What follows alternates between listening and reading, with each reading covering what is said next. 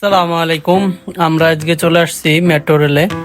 বাবা মা গ্রাম থেকে আসছে, ওনারা কখনো মেট্রো রেলে চড়ে নাই, যদিও আমরা আগে অনেকবার ভ্রমণ করছি। আমাদের আহাদ নিয়মিত যাতায়াত করে মেট্রো রেলে।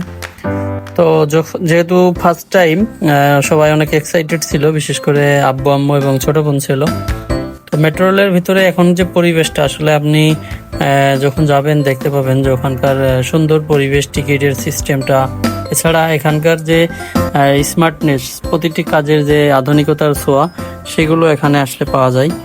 তো আমরা শুরুতেই হচ্ছে আমরা যেখান থেকে উঠছি, অর্থাৎ আমরা উঠছিলাম হচ্ছে মিরপুর 10 থেকে।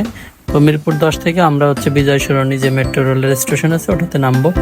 তো আমরা ছিলাম হচ্ছে টোটাল 5 জন। তো আমরা হচ্ছে শুরুতেই 5টা টিকিট কেটে নেই। সবাই টিকিট পেয়ে অনেক খুশি। তো টিকিট কাটার পরে আমরা হচ্ছে মেট্রো রেলে যাওয়ার জন্য যে প্রসেসগুলো, টিকিট দিয়ে ভিতরে গেট দিয়ে ঢুকতে হয়, সেভাবে আমরা হচ্ছে ভিতরে ঢুকে যাচ্ছি।